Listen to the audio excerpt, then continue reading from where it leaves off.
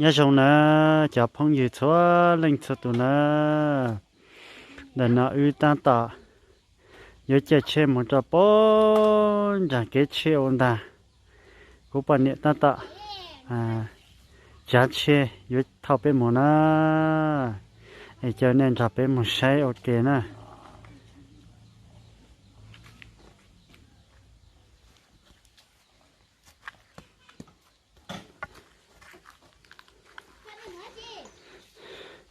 biết quay phi à các bạn hãy biết lù lù cho sao biết trong YouTube nữa ya bữa nay mà nay tôi dùng miệng khai khai à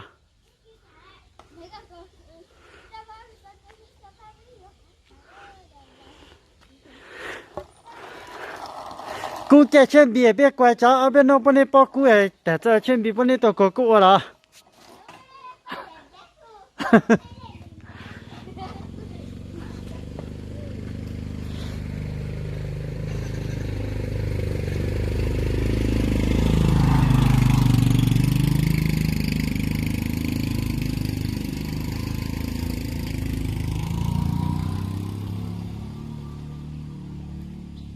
cái mà ê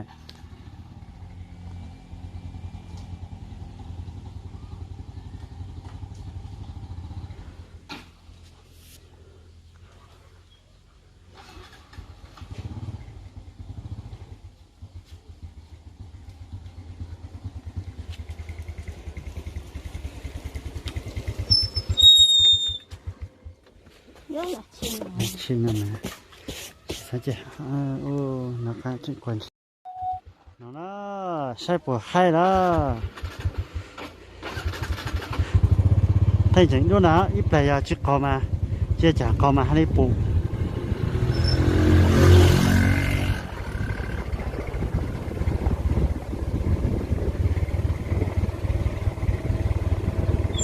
ô một cái mà khó lắm nè thế mà cái mà nó cho cha chi xí lô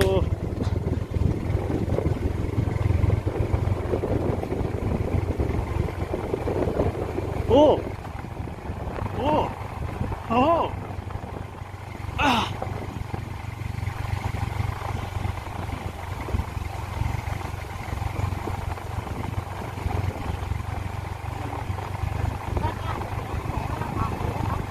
hả chỉ tao tiền à à thì tôi bắt thế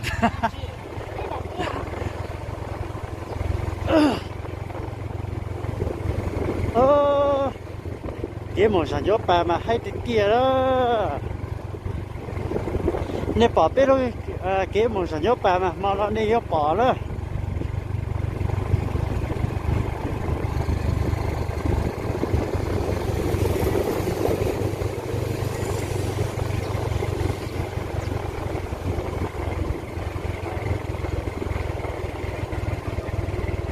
anh nó mà dài với bạn ta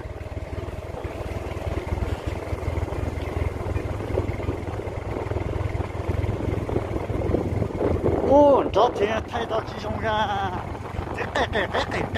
tết nó ô nó cái kia ôi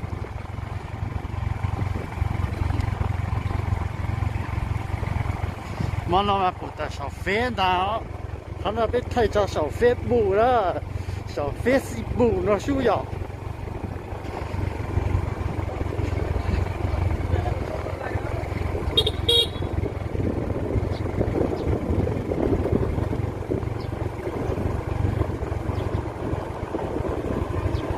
để coi có cái gì cả đó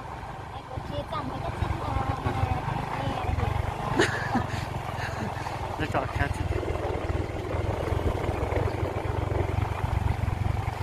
nó còn lấy bán trên một cái nó chỉ còn lấy trên cái chủ đó kinh doanh chỉ không mua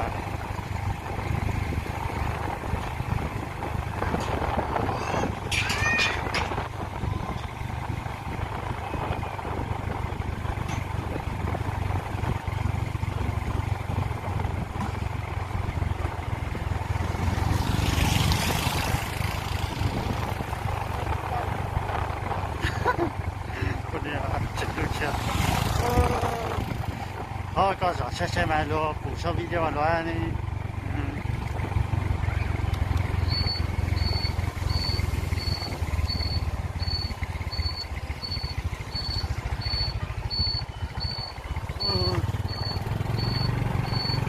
bây giờ chọn cho chỗ cái tôm một chỗ sạp ba mua tôm một chỗ hàng tôi giấu nào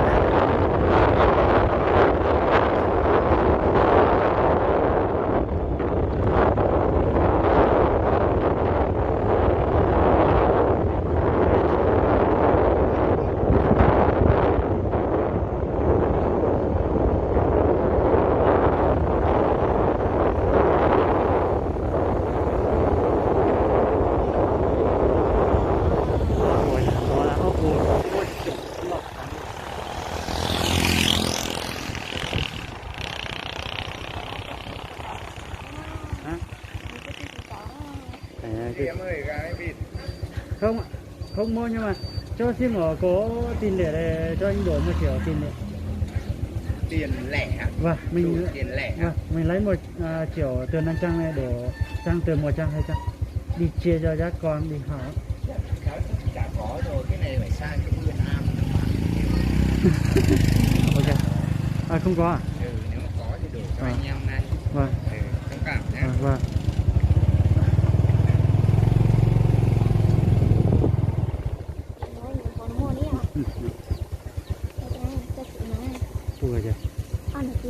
tôi chí rồi có tiền lẻ không cho dối cho anh đổ cho 1 triệu đổ cái tiền 100 200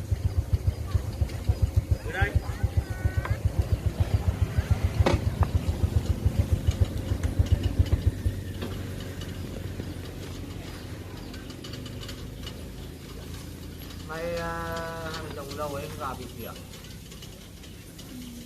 Hả? Cái gì? Gà bị gì không? Không ạ. Ăn nhiều vít. Được. Ngày mai ngày kia nó làm ruộng này lấy nhá.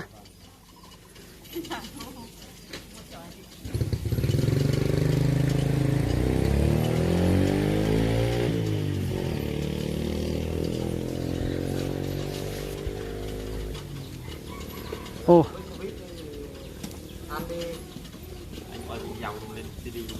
Quay video link Facebook. Con nhá.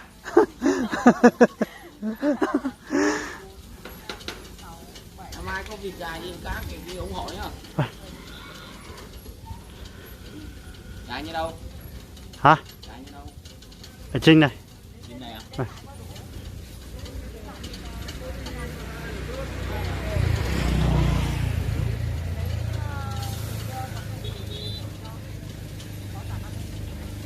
Hỗ trợ đúng rồi.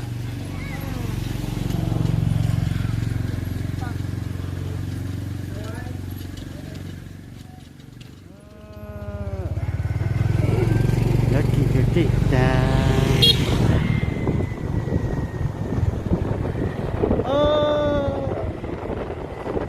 quay phim nó mà ở đây chỉ là tàu kia chỉ mà tàu kia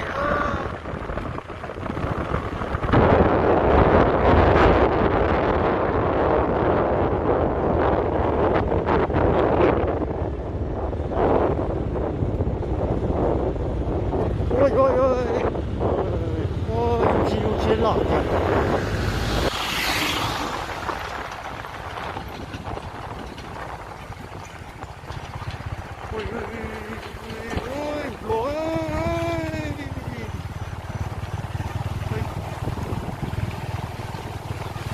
Ôi cả nha.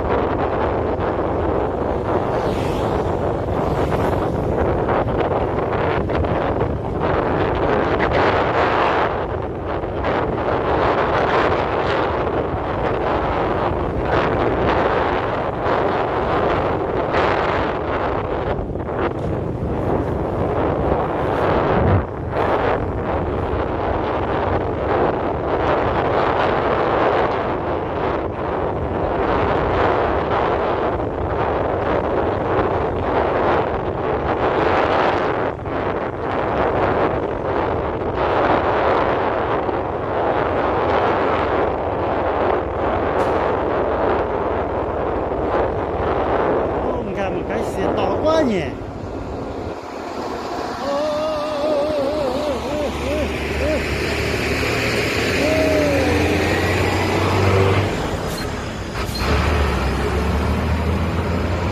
Xuống rồi hả? Xuống rồi. Được trên chân dây đồng có luôn á.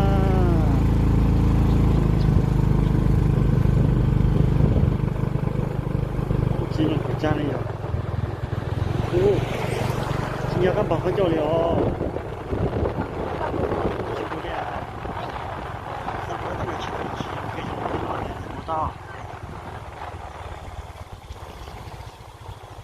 Cái má một cái sân trẻ, cái má một cái này phụ ta. Hả? Hôm nay lấy chỉ chơi chưa? Lấy chú nó chê.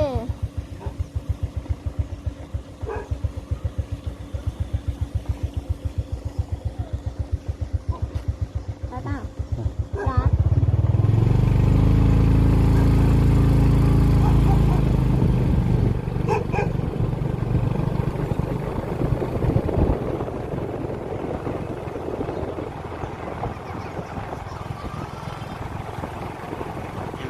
Quay video quay chỉ là trong cái kia.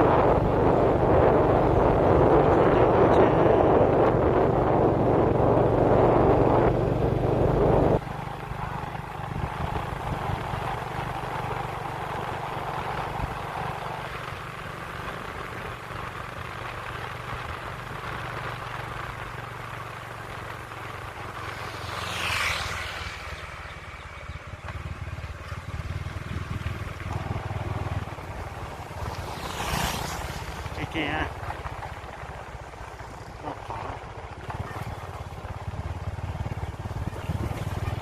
nó chơi nó có trái kỳ sao chứ vậy.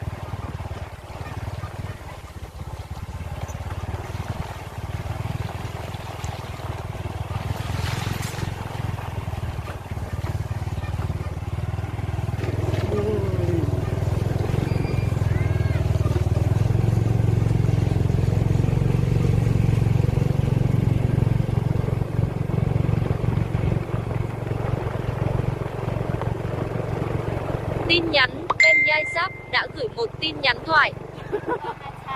Hả? Bóng thông báo.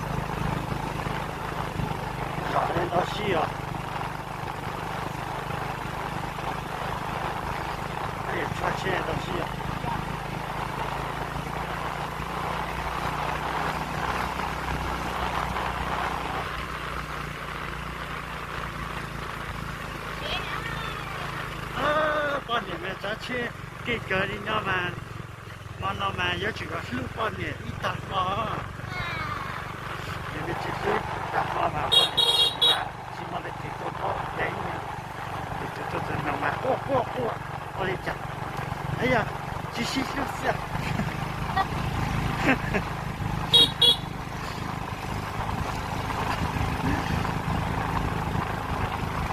giờ nó tới chia chặt chỉ mất chia我来接了，现在这里感觉有些接讲，今晚接，人家现在接在那边，今晚接。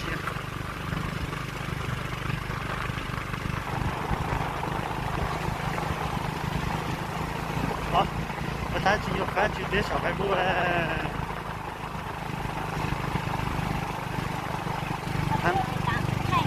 他说打资料呢。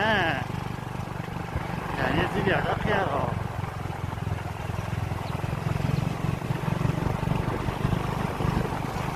哎呀，都那在了，还哦。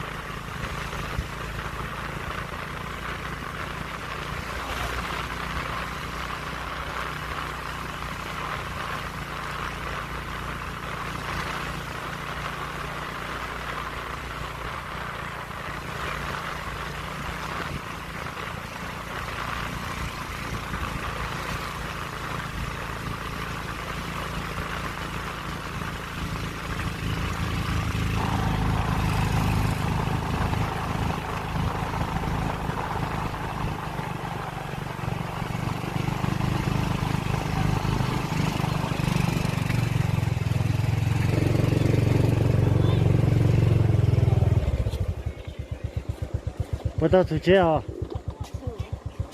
哦哟。